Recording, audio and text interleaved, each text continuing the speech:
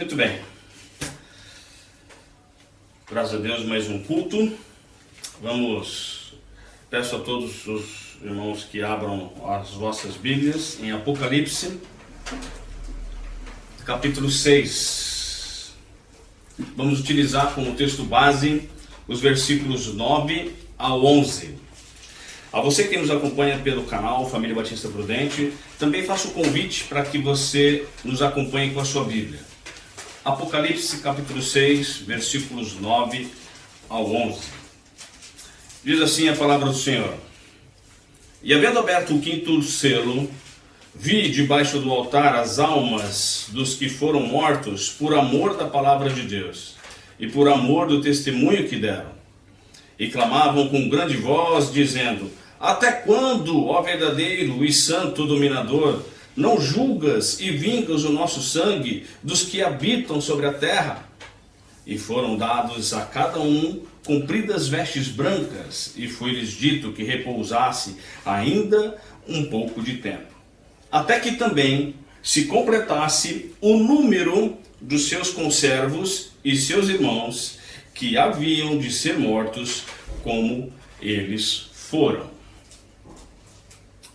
Irmãos, o texto que nós acabamos de ler, ele trata-se de uma parte das Escrituras mais importante dentro da área da escatologia. Escatologia, para quem não sabe, é o estudo das últimas coisas. Lembrando que quem escreveu o livro de Apocalipse foi o apóstolo João, o único apóstolo vivo nesta ocasião. Alguns estudiosos chegam a dizer que quando ele escreveu o livro de Apocalipse, ele já estava aí com mais ou menos, uma idade aí de entre 90 a 95 anos. Estava na condição de prisioneiro numa ilha chamada Patmos, situada no mar Egeu, entre a Turquia, a Bulgária e a Grécia. Para nível de conhecimento, a divisão do livro de Apocalipse até o capítulo 6 é mais ou menos assim. O capítulo 1 mostra Cristo, ou seja, Cristo é revelado ao apóstolo João como o vitorioso Filho de Deus, o Salvador dos pecadores e o Senhor da igreja. O capítulo 2 e o capítulo 3 são as cartas às 7 igrejas da Ásia, conhecida também pelos teólogos e pelos estudiosos bíblicos, que são 7 tipos de igrejas. Essas cartas literalmente foram enviadas a essas igrejas, literalmente, porque essas igrejas existiram literalmente, e espiritualmente essas igrejas existem literalmente, embora não usem esse nome. Ou seja, a igreja da cidade de Presidente Prudente não se chama Laodiceia, mas dependendo da situação espiritual que ela estiver vivendo, ela pode se enquadrar na mesma condição da igreja de Laodiceia. Compreende? Essas 7 igrejas existem no decorrer de toda a história da humanidade, ou do cristianismo, vamos dizer assim. O capítulo 4, João vê o lugar mais alto de todo o universo. Esse lugar chama-se o trono de Deus. No capítulo 5, João vê um livro selado, do qual ninguém é justo ou digno de abrir esse selo. Então ele tem uma visão maravilhosa de Cristo chegando aos céus, chegando aonde está esse livro. Então esse Essa visão faz com que o apóstolo João seja o único apóstolo que viu Cristo subir aos céus e viu ele chegar aos céus. Essa visão maravilhosa de João chegando aos céus, né, torna-se ele torna o apóstolo João um apóstolo único, né, por causa dessa visão. Muito bem. Ainda a respeito do capítulo 5, ele vê Cristo como o Cordeiro que venceu a morte e o único digno de abrir os selos daquele livro. E o capítulo 6? O capítulo 6 nós vemos que vai tratar a respeito da abertura dos selos. Jesus então começa a abrir os selos deste livro. Na abertura do quinto selo, nós vemos algo interessante. Nós vemos que debaixo do altar de Deus havia ali muitas almas que estão clamando a Cristo. E elas têm aquele clamor tem um objetivo. Eles estão clamando por vingança. Nossa, irmão Fábio, mas essas almas querem vingança? É uma vingança santa, é uma santa vingança, porque essas almas sabem que Cristo irá vingar a morte delas. Por que vingar a morte delas? Porque eles morreram por amor à pregação da palavra. Eles morreram por amor, por servirem a Deus. Eles morreram por amor à causa de Deus. Eles morreram porque eles eram crentes. Então Jesus dá a eles umas vestes compridas, vestes brancas, e foi dito a eles que eles repousassem um pouco mais de tempo, pois ainda há um número de pessoas, de crentes, que sofrerão como eles sofreram.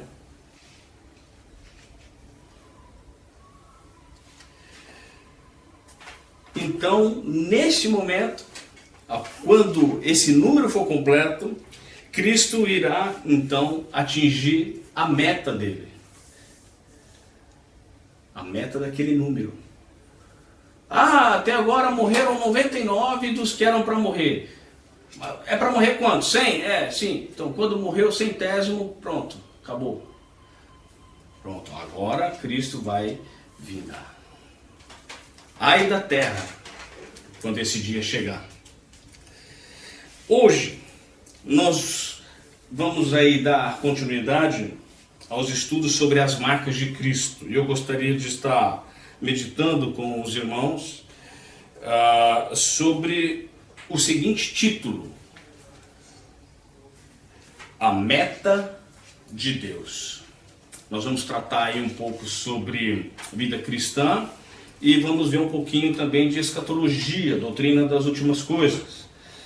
E então nós vamos pensar aí no título, A Meta de Deus. Amém? Vamos orar? Santíssimo Deus e amado Pai, nós te louvamos, te agradecemos por esse momento. Te agradeço, Senhor, por estar aqui reunido para aprender mais da Tua Palavra. Peço que o Senhor abra nossa mente, nosso coração, para aprendermos mais de Ti e que venhamos estar com a nossa mente voltada para Ti. Sê comigo, ó Pai, para que eu não fale palavras ou ideias minhas, mas que a Tua Palavra seja pregada de forma verdadeira. Sê com aqueles que estão nos ouvindo, aqueles que estão nos acompanhando pela internet, esteja agindo na vida de cada um deles também. Em nome de Jesus, amém. Muito bem. Primeiro, vamos ver um pouco de escatologia, né? Um pouco sobre a doutrina das últimas coisas. Existem basicamente duas linhas de pensamento referente às últimas coisas. Uma linha é chamada de pré-tribulacionista e a outra é chamada de pró ou pós-tribulacionista. Bom, a linha pré-tribulacionista, ela defende o quê? Ela defende a tese de que a igreja de Cristo não vai passar pela grande tribulação. Ou seja, o arrebatamento será antes da tribulação, será secreto e pode ser a qualquer momento. Essa ideia foi propagada pelo senhor John Nelson Darby a partir de 1830. E as principais linhas arminianas e muitos dos cristãos denominados evangélicos hoje abraçam essa ideia. Muito bem. No que se refere ao nosso texto base, né, aqui do capítulo 6, que nós usamos essa noite, a visão pré-tribulacionista, ela tem o livro com os 7 selos, sendo um livro profético, histórico, futuro. Ou seja, ela encara esse livro selado como algo que vai acontecer depois do arrebatamento, a partir da tribulação. O texto base que eles utilizam para defender essa ideia está exatamente em Apocalipse capítulo 3, versículo 10. Eles utilizam deste versículo para defender essa ideia. Como guardaste a palavra da minha paciência, também eu te guardarei da hora da tentação, que há de vir sobre todo o mundo, para tentar os que habitam na terra. Só uma observação, nota, esta palavra está sendo dirigida a uma igreja da Ásia, a igreja de Filadélfia. Então nós não podemos atribuir isso como verdade à igreja de Cristo, porque esta mesma palavra não foi atribuída às outras 6 igrejas. Compreende? Muito bem. A outra linha de pensamento, a pró-tribulacionista ou pós-tribulacionista, ela defende a tese de que a igreja passará sim pela grande tribulação. Que o arrebatamento não será secreto. E será depois da grande tribulação. Aí o motivo do nome, né? Pós-tribulacionista ou pró-tribulacionista.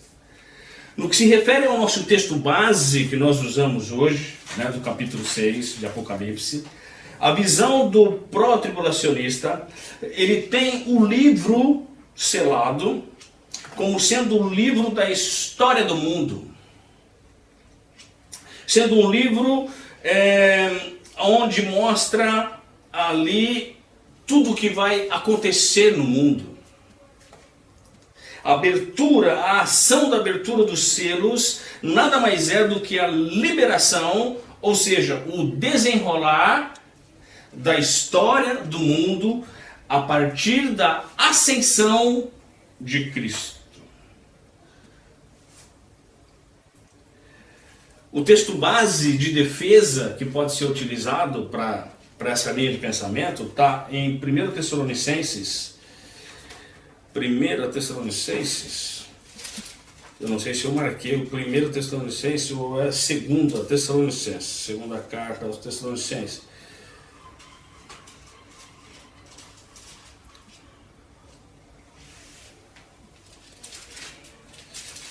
Só marquei Tessalonicenses.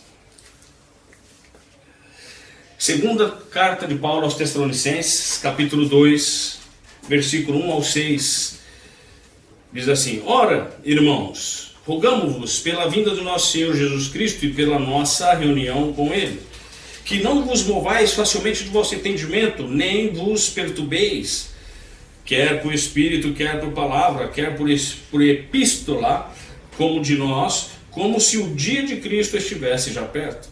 Ninguém de maneira alguma vos engane, porque não será assim antes que venha a apostasia e se manifeste o homem do pecado, o filho da perdição, o qual se opõe e se levanta contra tudo que se chama Deus ou se adora, de sorte que se assentará como Deus no templo de Deus, querendo parecer Deus.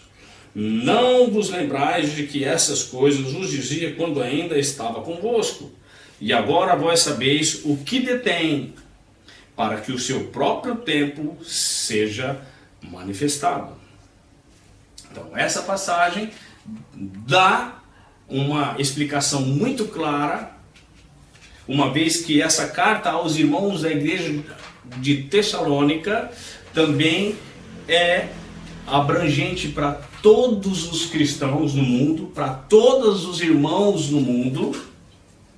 Então aqui claramente diz que os irmãos, que a igreja estará presente durante a grande tribulação.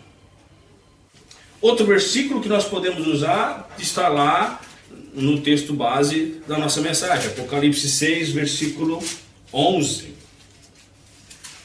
Apocalipse 6, versículo 11. E foram dadas a cada um compridas vestes brancas, e foi-lhes dito que repousasse ainda um pouco de tempo, até que também se completasse o número de seus conservos e seus irmãos, que haviam de ser mortos como eles foram. Então, muitos crentes, muitos cristãos ainda vão morrer por serem crentes. Pelo simples fato de ser crente.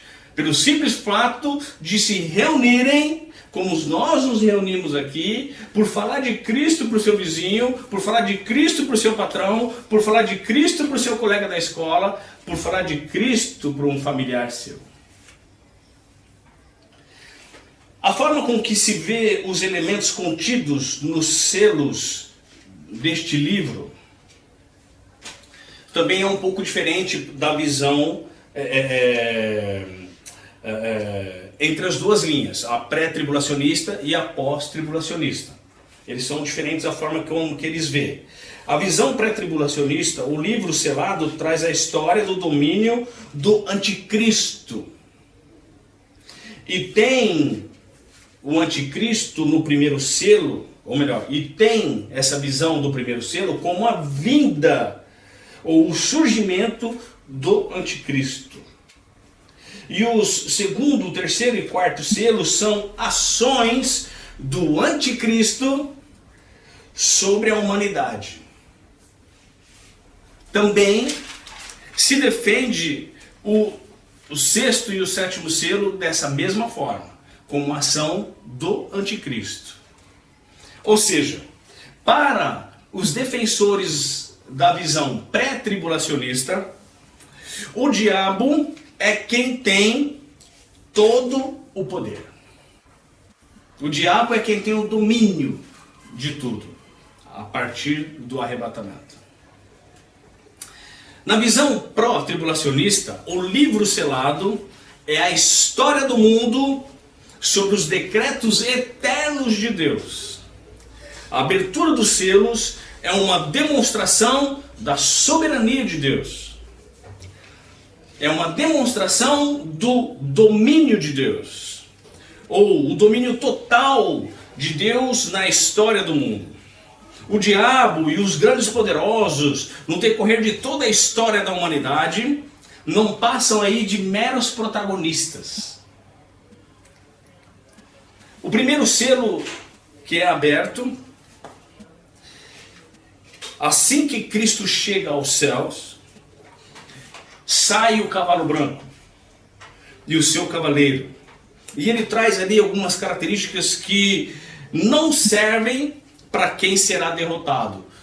Assim como diz os que defendem a linha pré-tribulacionista. O diabo vai ser derrotado. Mas a característica que o cavalo branco e o seu cavaleiro traz não é para alguém que vai sofrer a grande derrota. Olha só.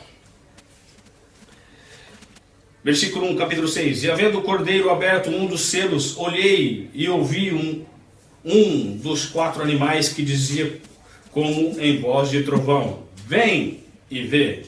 E olhei, e eis um cavalo branco que estava sentado sobre ele, tinha um arco, e foi-lhe dado uma coroa, e saiu vitorioso e para vencer. Muito bem. Então, não pode ser o anticristo. Alguns o veem, alguns, até dentro do meio pós ou pró-tribulacionista, vê esse cavaleiro e o cavalo como sendo o próprio Cristo. Mas ele não pode ser o Cristo. Por quê? Por que não pode ser Cristo? Porque Cristo está no céu abrindo o selo. Como é que ele vai abrir o selo e ele vai sair para a terra? Ele já foi à terra, ele está no céu agora, ele está abrindo o selo. Outros o veem sendo o evangelho. No entanto, também não pode ser o evangelho. Porque o evangelho começou em Cristo. Quando Cristo começa a sua atividade, quando ele começa o seu ministério na terra, ele já começa pregando o evangelho. Ele já começa pregando o evangelho do reino. Muito bem. Outros também o veem como sendo o Espírito Santo, com o poder da pregação do evangelho. Este é mais concordante com as Escrituras. Não há nada e nenhum outro que possa ser tão poderoso do que o Espírito Santo com o poder da pregação do evangelho. Olha Isaías, vamos dar uma olhada lá. Isaías 55, 11. Olha só o que diz a palavra do Senhor. Isaías 55, 11. Diz assim: assim será a minha palavra, que sair da minha boca. Ela não voltará para mim vazia. Antes fará o que me apraz, e prosperará naquilo para que a enviei.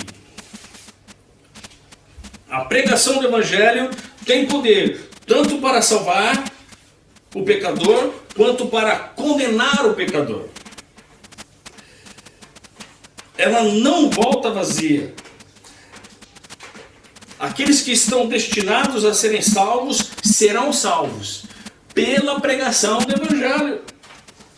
E os que estão destinados à perdição eterna serão condenados pela pregação do evangelho.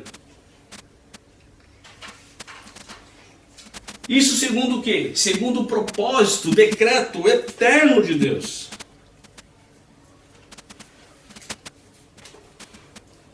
Aí está o porquê do ide. Que ide? Ide pregar o evangelho. Só uma forma do evangelho falhar é você não pregar o evangelho. Portanto, pregue o evangelho. Você quer ver ele funcionar? Pregue o evangelho. Ah, meu amigo não acredita em Deus. Fale de Cristo para ele. Mostre as obras de Cristo para ele. Mostre os céus e a terra para ele. Fale das Escrituras para ele. Seja crente do lado dele. Continuando. Semelhantemente, nós podemos ver que é também assim com os outros selos, na visão pró-tribulacionista. Né? Todos os fatos, todos os selos decorrentes do primeiro selo são fatos dos decretos de Deus. Tudo está no controle das mãos de Deus. Já no quinto selo, os dois grupos são bem parecidos, né? Porque eles tratam daqueles que darão as suas vidas na grande tribulação.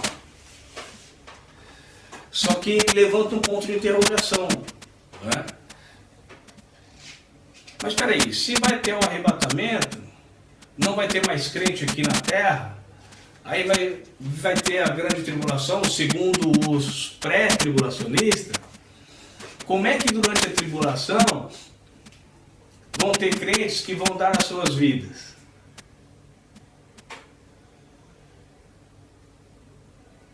Ai, não, aí abre aquela discussão, não, mas vai ter crente que vai estar em pecado e não vai subir, vai ficar, né? Vai ter aquele que estava na igreja, mas ainda não era realmente um convertido verdadeiro, ele vai ficar. Então esse aí vai, né? Não, pera. Né? Isso é um outro assunto que nós vamos estudar futuramente. Mas eu gostaria de chamar a atenção dos irmãos aqui ao versículo 11. Assim será... Opa, eu estou olhando o 11 lá de Isaías. Vamos lá. 11 do capítulo 6 de Apocalipse. E foram dadas a cada um compridas vestes brancas, e foi-lhe dito que repousasse ainda um pouco de tempo. Prestem atenção. Até que também se completasse o número de seus conservos e seus irmãos, que haviam de ser mortos como eles foram. Completar o número. Isto mostra que há sim um número exato estabelecido por Deus. Ou seja, há um objetivo, um alvo de que Deus vai atingir. Tratando sobre o assunto da nossa mensagem, Deus tem uma meta. Ele tem uma marca a ser atingida. O que vai de encontro com o terceiro significado da palavra marca. Ou seja, que é algo que expressa um resultado alcançado. Ou um alvo atingido. Esse é o outro, ou melhor, é o terceiro significado da palavra marca. Então, nesse texto nós estamos vendo que Deus tem uma meta e Ele vai atingir essa meta. Nós podemos ver também, biblicamente, alguns exemplos que vão explicar a respeito disso, que vão demonstrar a respeito desse significado para a palavra marca. Primeiro exemplo, Êxodo, capítulo 5. Vamos lá, Êxodo, capítulo 5, versículo 6 ao 8. Êxodo 5, 6 ao 8. Diz assim: portanto, deu ordem Faraó, naquele mesmo dia, aos exatores do povo e aos seus oficiais, dizendo: daqui em diante não torneis a dar palha ao povo, para fazer tijolos, como fizestes antes. Vão eles mesmos e colham palha para si, e lhes imporeis a conta dos tijolos que fizeram antes. Nada diminuireis dela, porque eles estão ociosos, por isso clamam dizendo: vamos, sacrifiquemos ao nosso Deus. Então nós vemos aqui que Faraó impõe aos chefes, aos exatores do povo hebreu, uma cobrança de que o povo hebreu deveria produzir a mesma quantidade de tijolos diários. Era o objetivo deles. Você tem que atingir esse objetivo. Você tem que atingir essa meta. A meta são 100 tijolos por dia. Então você tem que fazer 100 tijolos por dia. Outro exemplo, Juízes, capítulo 7.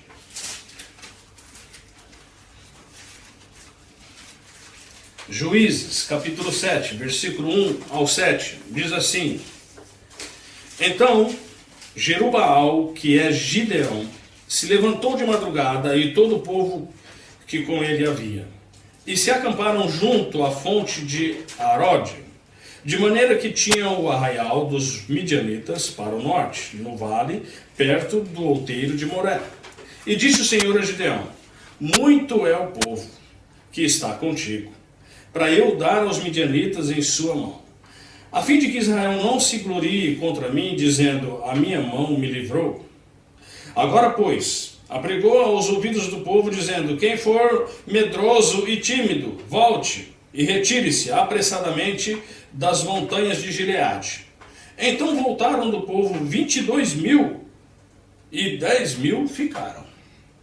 E disse o Senhor a Gideão: ainda há muito povo, faze-os descer às águas, e ali os provarei. E será que daquele que eu te disser, este irá contigo, esse contigo irá. Porém, todo aquele de que eu te disser, este não irá contigo, esse não irá.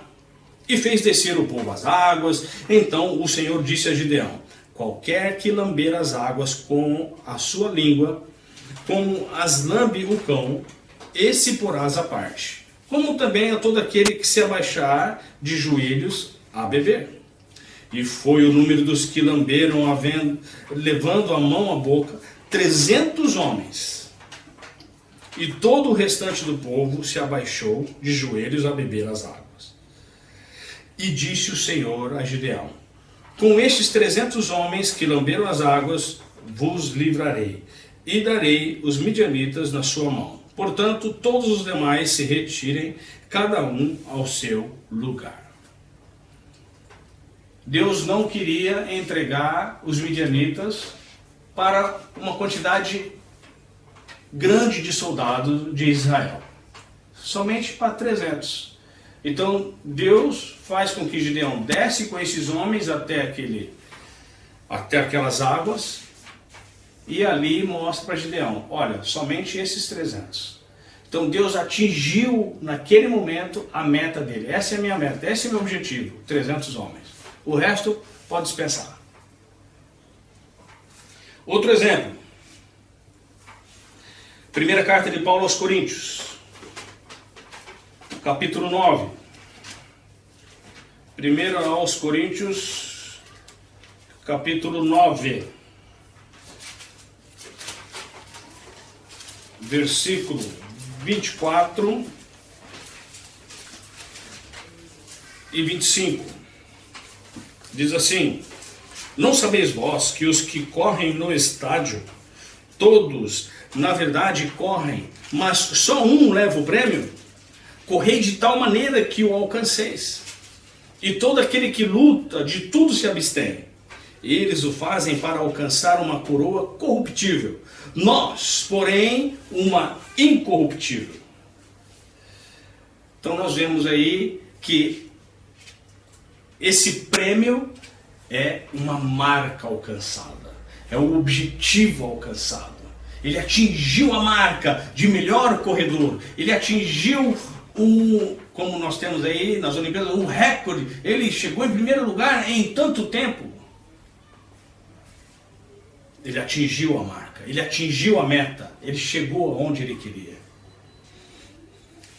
Este exemplo que nós acabamos de ler agora aqui, traz algo muito interessante para nós. Nota que o apóstolo Paulo, ele faz uma observação quanto ao comportamento do atleta.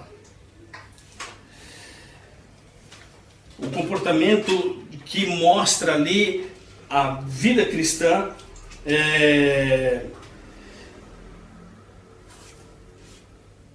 Ele fala, comparando a vida cristã, aquilo que o atleta corre é algo corruptível, ou seja, corre atrás de um troféu, isso aí vai acabar, isso aí vai ter um fim.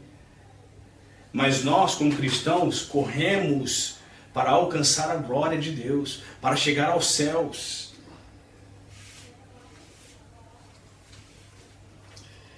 Ele faz uma comparação entre o atleta e o crente. E ele fala: correi de tal maneira que o alcanceis. Muitos atletas naquela época no estádio tinham obstáculos. Era tigres, leões, feras. E tinha que passar por eles para poder chegar na frente para atingir o alvo. Assim é a vida cristã. Olha o versículo 26 e 27. Pois eu assim corro, não como a coisa incerta. Assim combato, não como batendo no ar. Antes subjugo o meu corpo e o reduzo à servidão, para que, pregando aos outros, eu mesmo não venha de alguma maneira a ficar reprovado.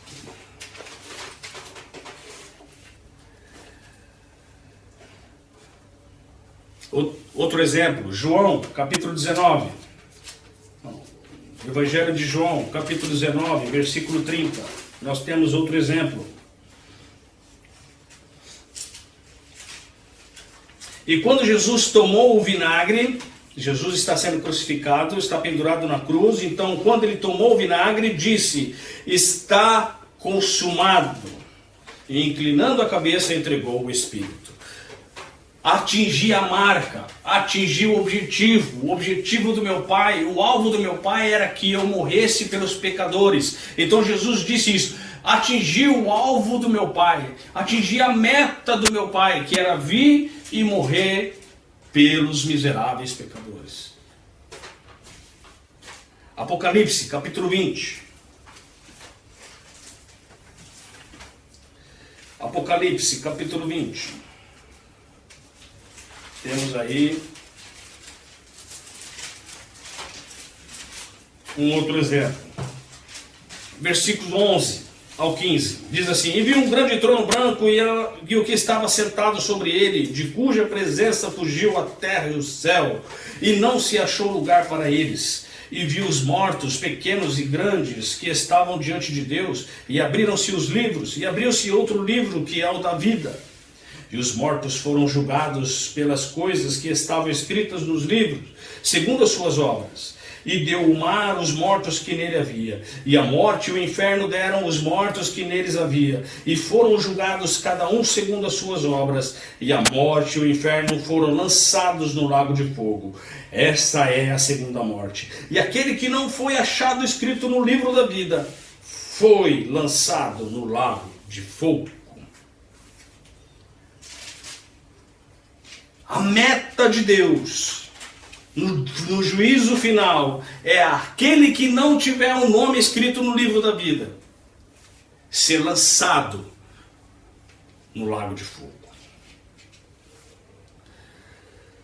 O juízo final será o momento em que Deus vai bater a meta da salvação dos salvos e a condenação dos ímpios. Será o momento em que ele alcançará o número exato do seu objetivo. Os justos irão aos céus e os ímpios para o inferno.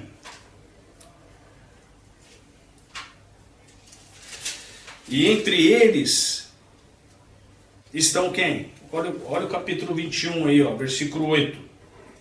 Entre os ímpios, nós podemos ver aí, ó, versículo 8 do capítulo 21. Mas quanto aos covardes, e aos incrédulos, e aos abomináveis, aos homicidas, e aos fornicadores, aos feiticeiros, aos idólatras, e a todos os mentirosos, a sua parte será no lago que arde com fogo e enxofre, o que é a segunda morte. Então nós temos aí alguns exemplos bíblicos que mostram uma meta, um objetivo, uma marca. O significado da palavra marca. Terceiro ponto. A meta de Deus. Então, a meta de Deus. Qual é a meta de Deus? Então, voltando um pouquinho ao assunto de escatologia, né, a doutrina das últimas coisas. Deus não vai pôr fim a este mundo enquanto ele não atingir a sua meta. E qual é a meta de Deus? A Bíblia fala. Qual é a meta de Deus, irmão? Fala. Está escrito. A meta de Deus está aqui. Escrito, está claro. Aonde? Aonde? Mateus 24, 14. Mateus 24, versículo 14.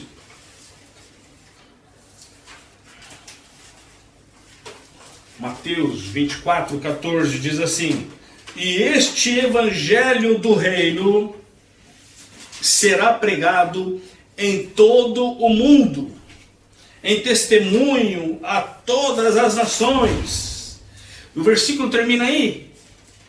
Não. E o que está escrito depois disso? Depois que o evangelho for pregado a todo mundo, a todas as nações, então virá o fim.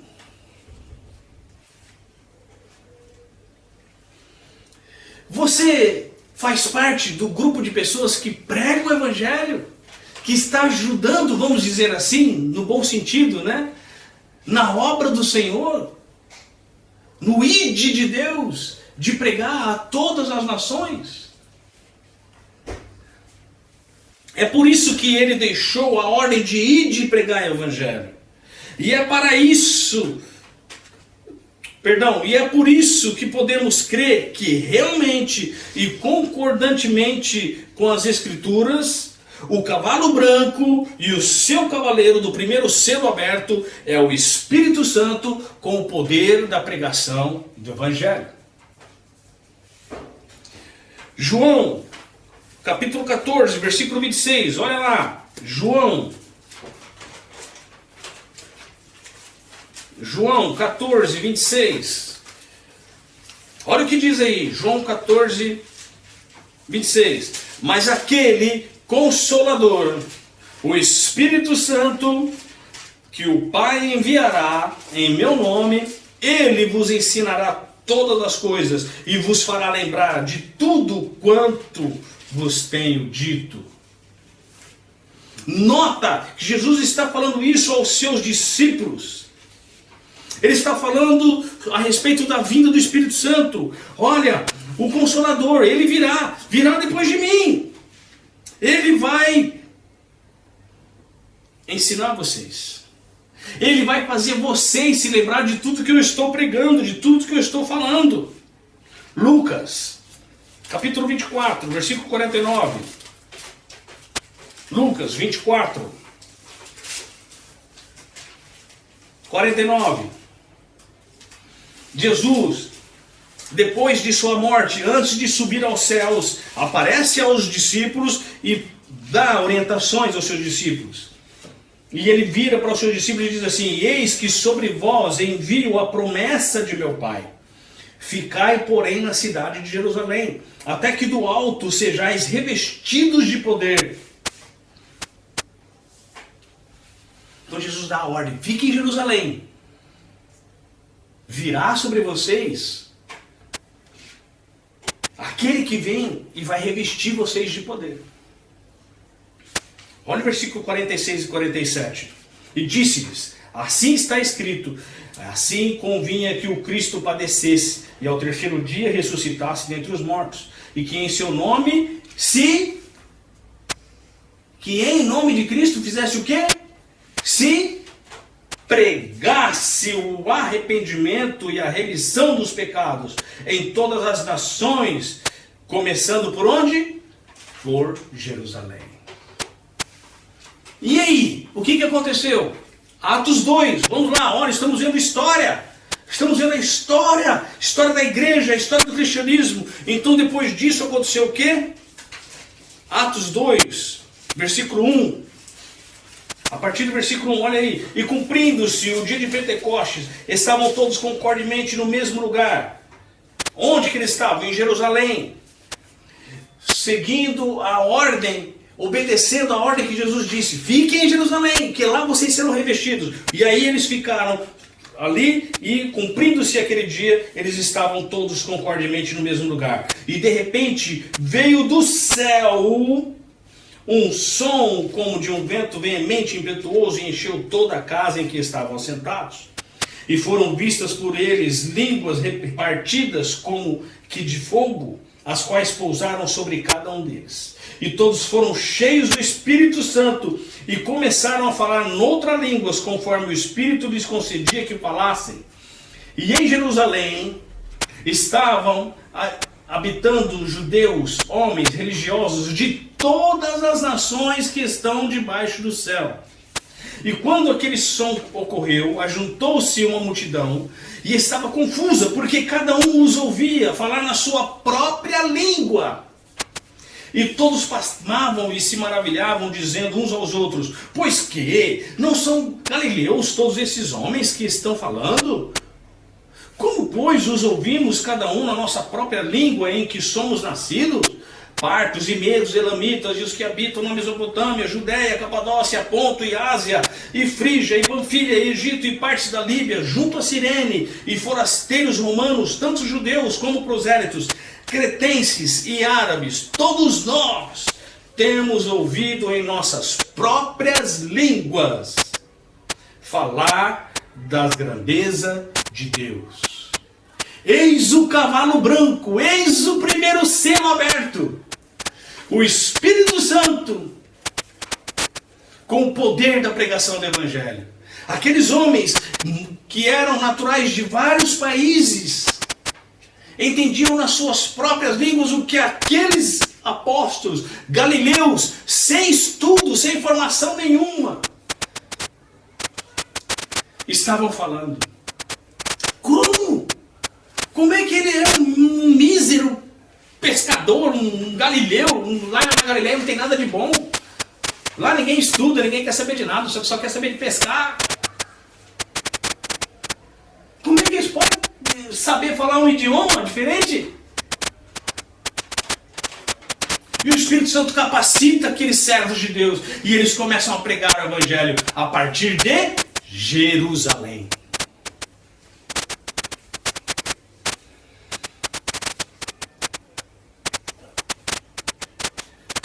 E qual foi o resultado dessa pregação? Qual foi o resultado? Ainda no capítulo 2, versículo 37 ao 42, nós vemos o resultado. E ouvindo eles isto, compungiram-se em seu coração e perguntaram a Pedro e aos demais apóstolos: que faremos, homens, irmãos? E disse-lhes Pedro: arrependei-vos e cada um de vós seja batizado em nome de Jesus Cristo, em remissão de pecados, e recebereis o dom do Espírito Santo. Porque a promessa vos diz respeito a vós, a vossos filhos e a todos os que estão longe, a tantos quantos Deus nosso Senhor chamar. E com muitas outras palavras isto testificava e os exortava, dizendo: salvai-vos desta geração perversa. De sorte que foram batizados os que de bom grado receberam a sua palavra. E naquele dia agregaram-se quase 3.000 almas. E perseveravam na doutrina dos apóstolos, e na comunhão, e no partir do pão, e nas orações.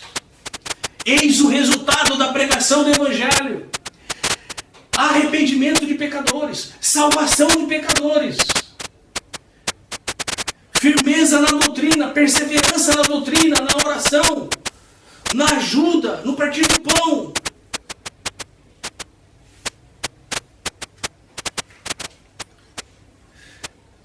E depois disso a meta de Deus continua sendo batida.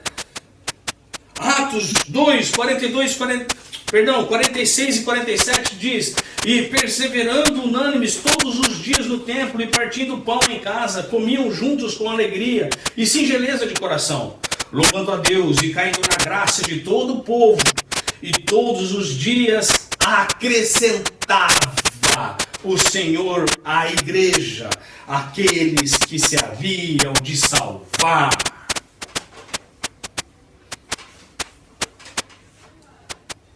Ainda hoje almas são acrescentadas à igreja.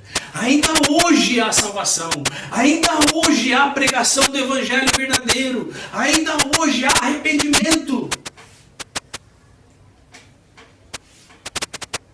Olha o que Paulo diz do Evangelho. Você não viu ninguém se arrepender na sua frente? Você não viu ainda, irmão? Você crê no poder do Evangelho? Talvez você nunca viu alguém se converter na sua frente, ou ser salvo à sua frente. Mas olha o que o apóstolo Paulo diz. Romanos, capítulo 1. Olha lá. Romanos, capítulo 1, versículo 16. Ele diz assim: porque não me envergonho do Evangelho de Cristo. Por quê? Pois é o poder de Deus para a salvação de todo aquele que crê, primeiro do judeu e também do grego. O evangelho, a pregação do evangelho é o poder de Deus. Se você não crê no poder da pregação do evangelho, você vai crer em quê? Eu não vou convidar o fulano para vir para o culto porque ele não vem. Ele não vai querer vir. Eu não vou falar de Jesus porque ele não acredita em Deus, ele não acredita em Jesus. Eu não vou falar da Bíblia porque não acredita. Você não crê no poder do evangelho.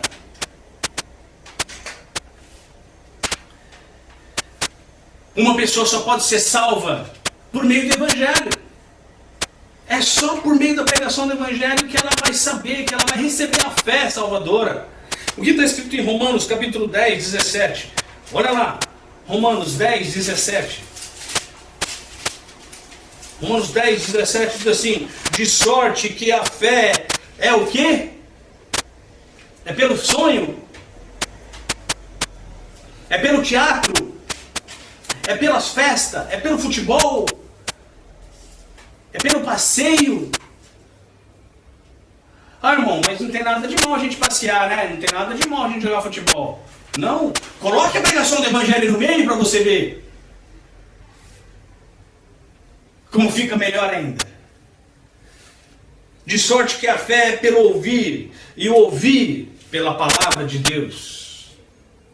Olha o que Paulo fala ainda aos irmãos lá da igreja de Corinto. Primeira carta de Paulo aos Coríntios, capítulo 1. Primeira carta de Paulo aos Coríntios, capítulo 1, versículo 18. Olha só o que o apóstolo Paulo diz. 1 Coríntios, capítulo 1, 18, diz assim: porque a palavra da cruz é loucura para os que perecem, mas para nós que somos salvos, é o quê? É o poder de Deus. A palavra da cruz é o poder de Deus. Para aqueles que vão perecer, para os que vão para o inferno, para aqueles que não acreditam em Deus, é loucura. Você é louco. Você é louco, você acredita numa coisa que não existe.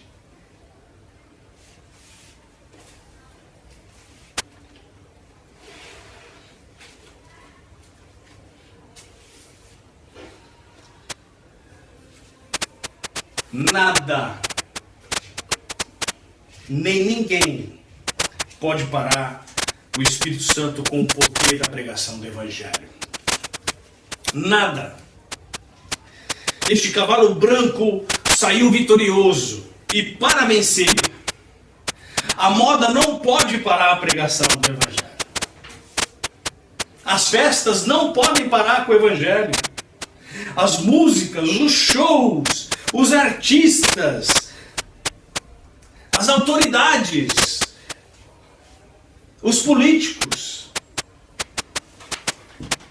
o governo e o diabo não pode parar o Evangelho. Deus é soberano, Ele está no controle de tudo e de todos.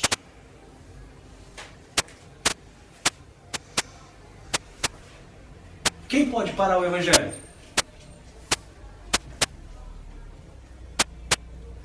Onde está escrito na Bíblia, irmão, que ninguém pode parar o Evangelho?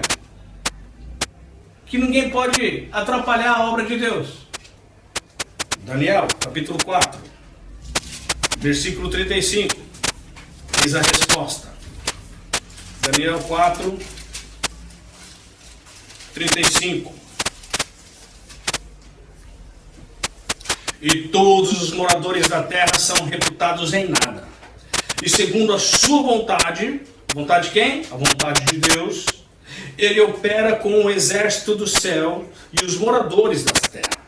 Não há quem possa estorvar a sua mão e lhe diga: que fazes? Não há nada. Quem pode vencer o Evangelho? Ninguém. Volta para Isaías, o texto que nós lemos agora há pouco, Isaías 55. Isaías 55, 11. Volta lá. Vamos ler mais uma vez. Para a gente guardar bem isso na mente. Isaías 55, 11. Assim será a minha palavra, que sair da minha boca. Ela não voltará para mim vazia. Antes fará o que me apraz. E prosperará naquilo para que a enviei. A palavra de Deus vai prosperar naquilo na qual ela foi enviada por Deus. A pregação do Evangelho vai vencer, ela vai prosperar naquilo a qual ela foi enviada.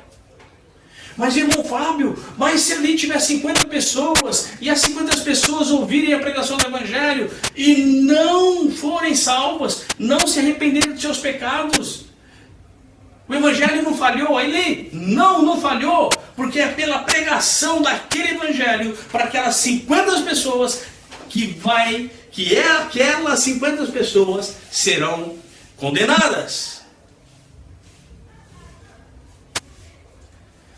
Ali o Evangelho venceu.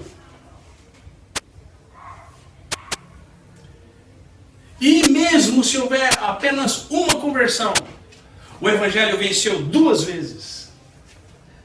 Na condenação dos 49 e na salvação de 1.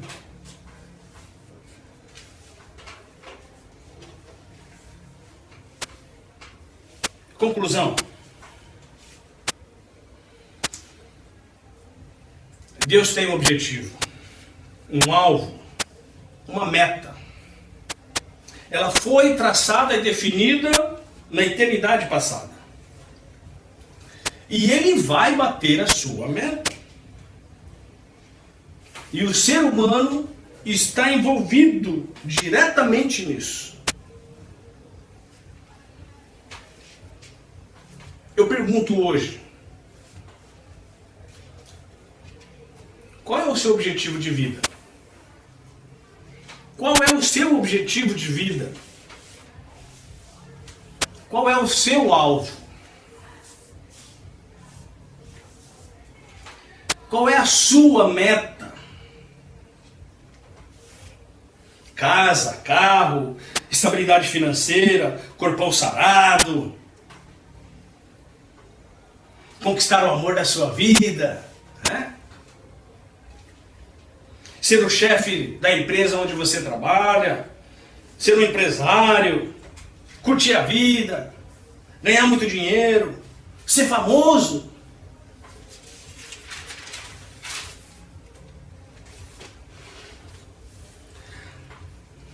Amigo, a Bíblia não diz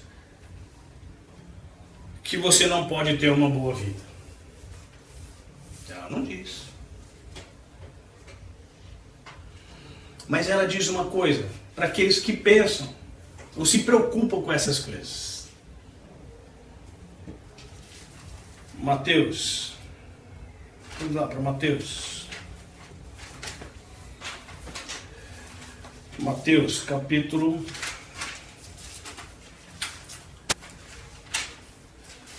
Eu tenho marcado aqui 16, mas acredito que não é 16. Ah, é esse mesmo. Mateus 16. Mateus 16, versículo 26. Olha só o que a Bíblia diz. Pois que aproveita o homem ganhar o mundo inteiro e perder a sua alma? O que dará o homem em recompensa da sua alma?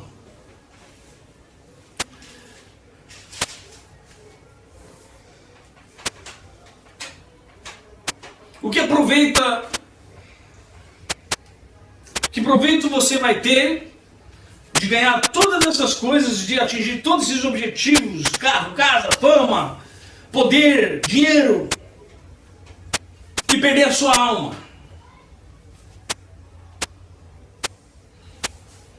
Por outro lado, quantos de nós estamos nesse exato momento passando por problemas adversos devido à ansiedade de conquistar o mundo? Quantos chegam a ficar doentes porque tem uma ânsia, quer conquistar o mundo de qualquer maneira, quer isso, quer atingir aquilo, Então chegam a ficar doentes por causa disso. Para muitos não importa o quanto ou o que aquilo que eles tanto querem vai custar para conseguir. Não importa o quanto aquilo vai custar para ele conquistar o que ele tanto deseja. Você não imagina o quanto de pecado é gerado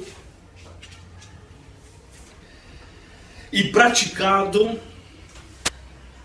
para que se possa chegar aonde quer. Você não faz ideia do que as pessoas são capazes de fazer para atingir o objetivo delas, para atingir a meta delas.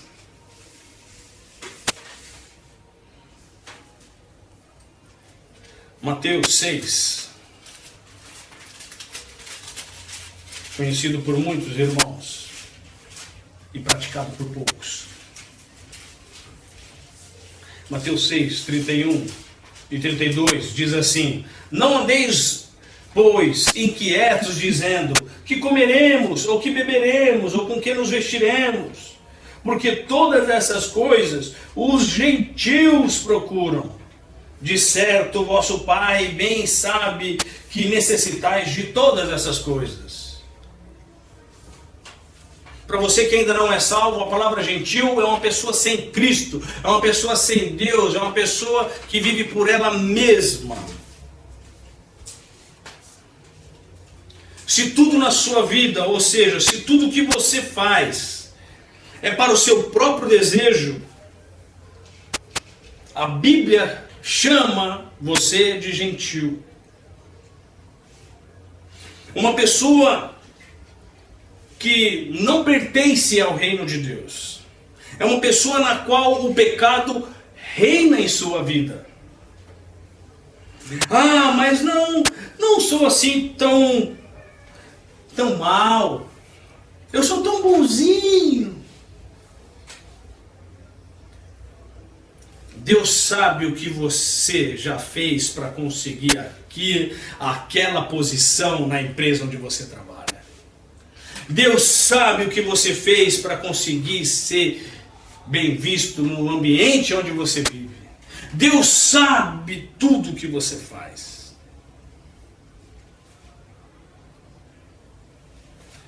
Ele sabe o que você fez para bater a sua meta.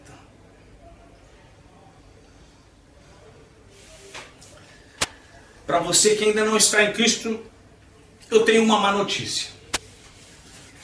Em Romanos 3, 23,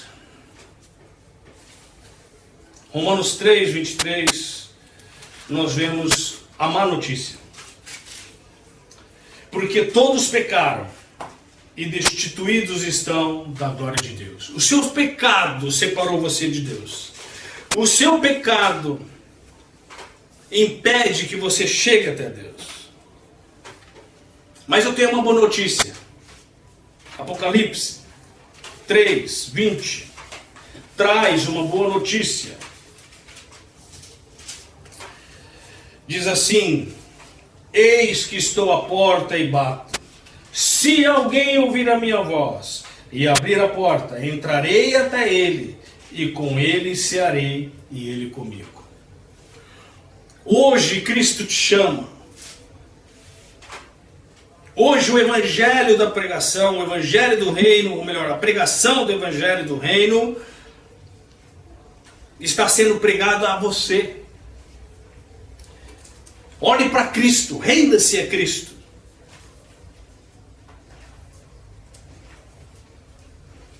E a sua meta vai mudar. Agora para os crentes, aqueles que se dizem crentes, para você, meu irmão, que se diz crente. A sua meta de vida está de acordo com a meta de Deus? Olha o que o apóstolo Paulo diz, Gálatas 2:20. Gálatas 2:20. já estou crucificado com Cristo e vivo. Não mais eu, mas Cristo vive em mim. E a vida que agora vivo na carne, vivo-a pela fé do Filho de Deus, o qual me amou e se entregou a si mesmo por mim.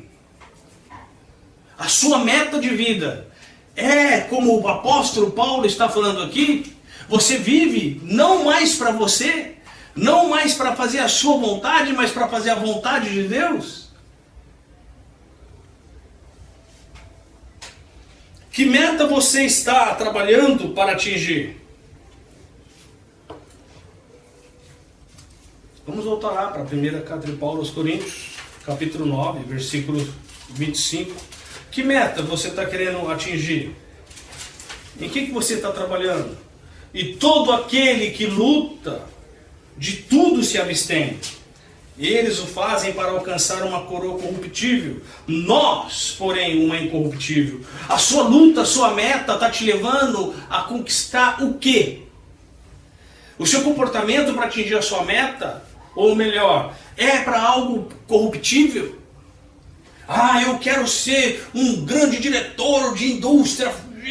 Eu quero ser um CEO de uma empresa grande. Eu quero isso aqui.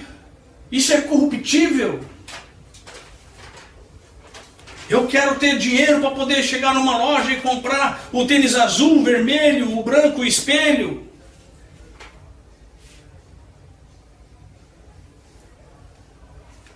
Se for preciso, até o balcão e a modelo.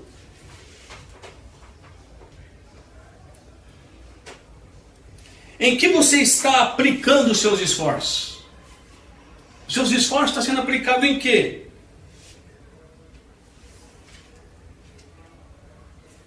Olha o apóstolo Paulo falando, a partir do versículo 16, aí do capítulo 9, de 1 aos Coríntios. Porque se anuncio o evangelho, não tenho de que me gloriar, pois me é imposta essa obrigação. E ai de mim, se não anunciar o evangelho. E por isso, se o faço de boa mente, terei prêmio. Mas se de má vontade, apenas uma dispensação me é confiada. Logo, que prêmio tenho? Que, evangelizando, proponha de graça o evangelho de Cristo para não abusar do meu poder do evangelho. Porque, sendo livre para com todos, fiz-me servo de todos para ganhar ainda mais. E fiz-me como judeu para os judeus, para ganhar os judeus. Para os que estão debaixo da lei, como se estivesse debaixo da lei, para ganhar os que estão debaixo da lei. Para os que estão sem lei, como se estivesse sem lei. Não estando sem lei para com Deus, mas debaixo da lei de Cristo, para ganhar os que estão sem lei. Fiz-me como fraco para os fracos, para ganhar os fracos. Fiz-me tudo para todos, para por todos os meios chegar a salvar alguns. Olha a preocupação do apóstolo Paulo.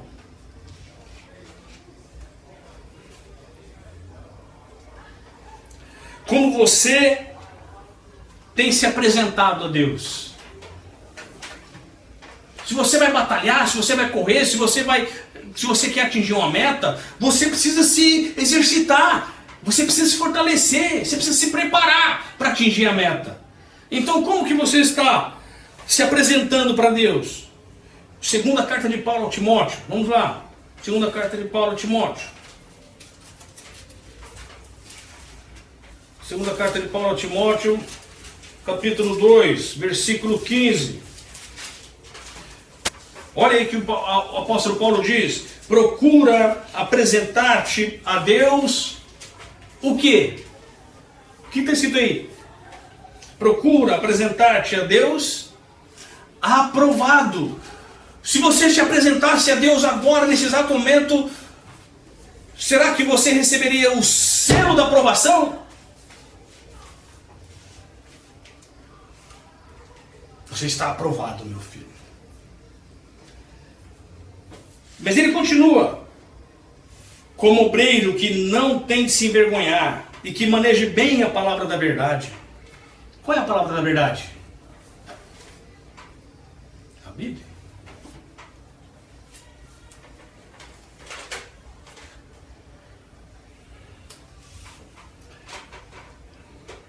Não é errado você ter preocupação com a beleza. Não é errado você querer ser bonito.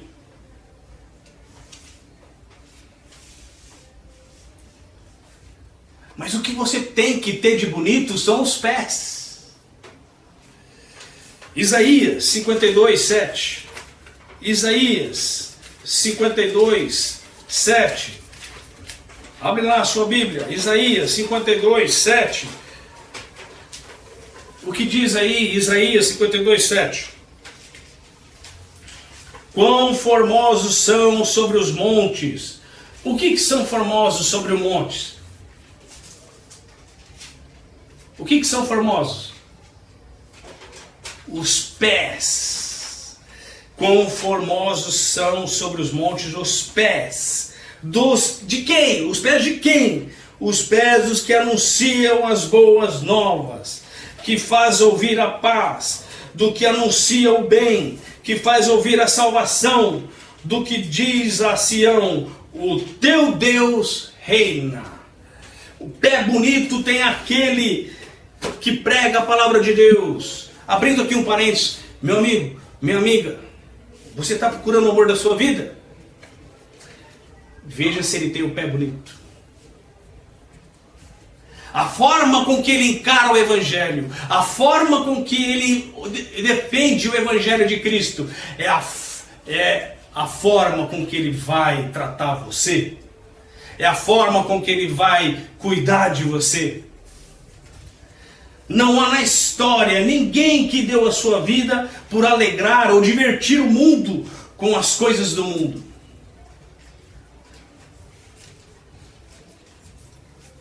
Quero finalizar. Marcos, capítulo 8, 35. Marcos 8, 35.